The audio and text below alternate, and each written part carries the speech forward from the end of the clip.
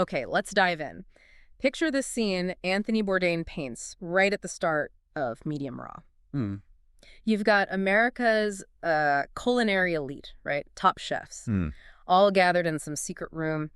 And there's this tension, this anticipation. And on these little tables, these garridons are these like sizzling forbidden Right, birds. the ortolan. Exactly. And when they get served, each chef actually puts a napkin over their head. Apparently, it's partly to, capture the aroma, but also to hide from God while they eat this thing. The whole bird, yeah, guts and all. He describes it as this mix of pain and delight. It's quite the opening image. It really is. And that intense, almost ritualistic scene, that's our way into Anthony Bourdain's book, Medium Raw, which is what we're exploring today. And it's not just a food book, is it? It's really about his take on, well, everything, integrity, the business, how passion changes over time. Yeah, totally. So our mission today for this deep dive is to kind of unpack Bourdain's whole arc, from line cook scraping by to this huge global figure. And digging into some of those maybe uncomfortable truths he tells about food. Exactly. And the lessons he learned about ambition, staying real, finding meaning, all that stuff. It's going to challenge some assumptions, I think. So yeah, let's get into it. What jumps out right away is how he throws these extremes at you. From this super rare illicit bird feast to the, well, a pretty grim reality of industrial food. He's showing the whole messy picture from the get-go. Absolutely. And that ortolan thing, it's wild. It's this little finch-like bird, protected now, native to Europe. Costs a fortune on the black market, right? Like $250 or something. Yeah, upwards of that. And it has this history, this classic French dish status. Even President Mitterrand apparently had it as his last meal. Wow. And the preparation is, well, it's controversial. Traditionally, they were blinded, but now they're just kept in the dark, basically tricked into eating constantly figs, millet, oats. Gorging themselves, yeah. Then they're killed, often drowned in Armagnac, apparently. Or just killed by the fumes, yeah. And then roasted whole, head, beak, feet, guts, everything. Bourdain really leans into the ritual of it all. That ritual part is key, isn't it? The napkin over the head, hiding from God. Eating the whole sizzling bird, bones included. He describes it as this rush of burning fat and guts, that pain and delight thing, and these sublime dribbles of varied and wondrous ancient flavors. It says a lot, I think, about how far people will go for that ultimate culinary hit, Yeah. That transgressive, almost sacred feeling around certain foods. It really does. It's like this primal thing. Yeah, but then, wham, he pivots. Totally. From that, like, unbelievably decadent secret thing, he just slams you into the reality of industrial meat. Commodity hamburger. Yeah. He calls it a mash-like product from scraps, talks about slaughterhouse trimmings, and how companies like Cargill use ammonia to kill bacteria. His anger about that comes through so clearly. Like his baseline was just, it should at least look like meat, right? Not need chemicals just to be safe. Right. But what's the bigger takeaway there? Beyond just the gross out factor, what's he saying about the system? Well, I think it's about the contrast in accountability, isn't it? With the ortolan, okay, it's extreme, maybe morally questionable, but you know exactly what it is. Yeah. With the industrial stuff, he points out this who-me strategy. Slaughterhouses selling trim, but saying, basically, don't you dare test this for E. coli until you've mixed it with a bunch of other stuff. Ah, so it dilutes responsibility, makes tracing impossible. Exactly. It's a system almost designed for plausible deniability. And it makes you ask, like, what are the real hidden costs of that super cheap burger in terms of quality, safety, ethics? Definitely food for thought. Yeah. And that passion, that anger, almost, it carried over into his parenting too, didn't it? Oh, yeah. His black propaganda campaign against fast food for his daughter. Right. He saw it as the enemy. He wasn't about banning it, but he was going to fight the marketing aimed at kids. And his methods were... unconventional is one word for it. Yeah. Linking Ronald McDonald to cooties, or a poo smell, telling her through the sort of kiddie underground that McDonald's makes you, well, slow or stupid in kid terms. It's pretty out there. But what do you think that reveals about how he saw, like, parental duty in the face of this massive cultural force? Well, it seems like he felt you couldn't just be passive, right? That you had to actively push back against these huge commercial influences that try to shape kids' tastes, their whole relationship with food from day one. It's like counter-programming, but Mhm. really aggressive. Yeah. It shows how seriously he took that battle for, I guess, the palate, and maybe for deeper values, too. Yeah, values. And that connects to his own journey, his own evolution. He admits he started out pretty naive, right? Thinking chefs were these proudly dysfunctional misfits. Mm-hmm. And he hated the Food Network at first. That whole candy-colored galaxy, Emerald, Rachel Ray, Mhm. he thought their niceness was somehow fake, denying the chef's otherness. But then Kitchen Confidential blew up. Right.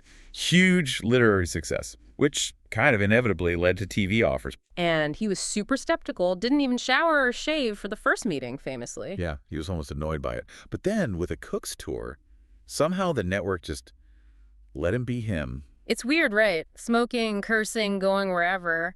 And he admits it actually made for pretty good television. It kind of shows that sometimes just being authentic, even if it's sort of accidental authenticity, works best. And that freedom, plus traveling the world, and especially becoming a dad, that seemed to really change how he thought about selling out. Definitely. He started seeing his old ideas about integrity as maybe just vanity, having a family needing to provide.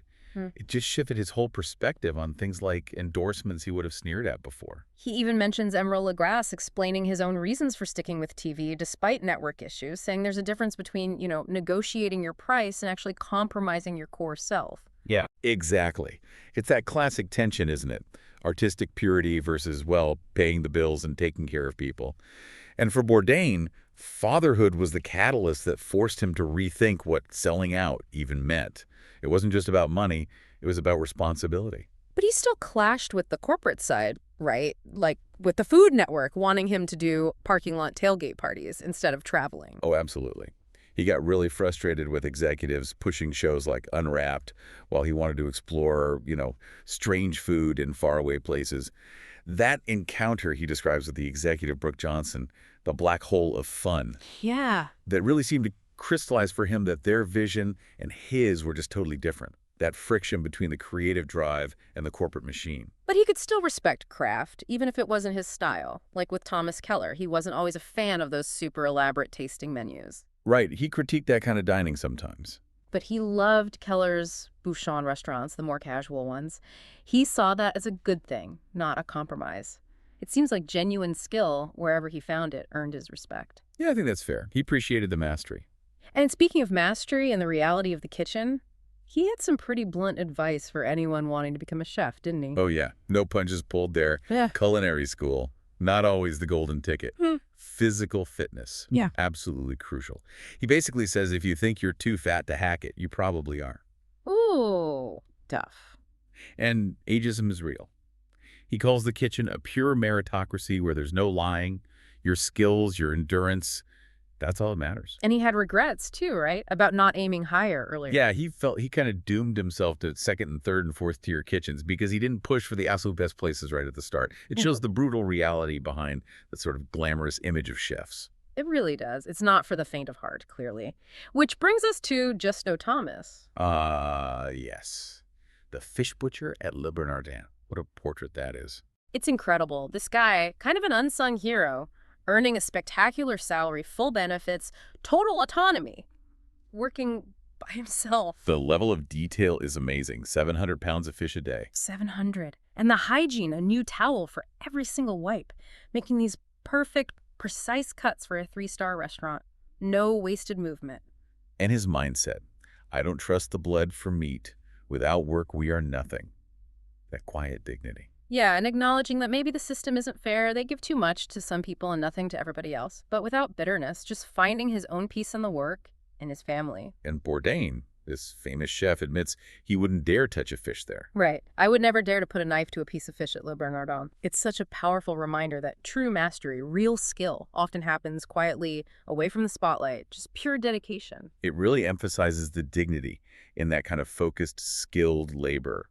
And that level of quality, that focus on what's real, it connects to what he saw happening in restaurants after the economy took a hit. Post-shakeout world. Yeah. Those whale customers, the really big spenders, they vanished for a while. So restaurants had to adapt half-price nights, chefs coming out to glad hand, more comfort food. And he saw this new and lasting credo emerging, right? Exactly. People will continue to pay for quality. They will be less and less inclined, however, to pay for bullshit. That was the key takeaway, a shift towards substance over flash. Which led to that trend of elevating everyday foods, the boutique versions.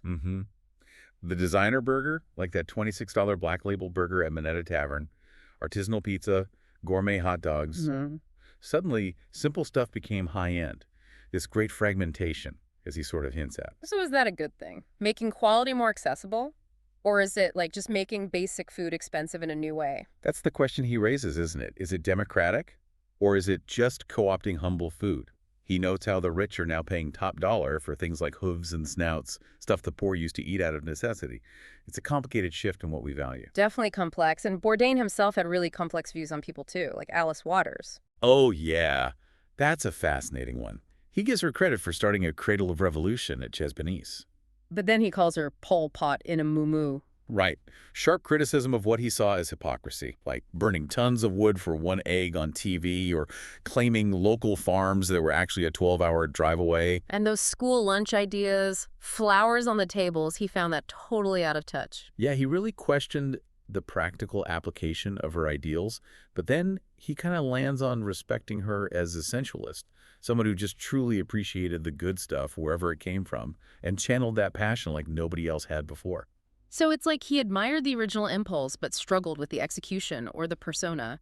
It shows how tricky idealism can be in the real world. I think so. It's that gap between the vision and the reality. And then there were people he just seemed to despise, like Alan Richman. The food critic. Yeah, he didn't mince words there. Flat out called him a douchebag. Largely stemming from Richman's critique of New Orleans after Katrina, right? Where he kind of blamed the victims for loving food too much. Yeah, Bourdain found that incredibly offensive. And then Richman apparently wrote a revenge review of Les Salles, Bourdain's old place, years after he'd even left. Talk about personal. Totally. Bourdain also pushed back hard against Richman's whole show us the chef idea, arguing that running a kitchen isn't about the star chef being there every second. It really highlights the sometimes messy ethics in food writing, doesn't it?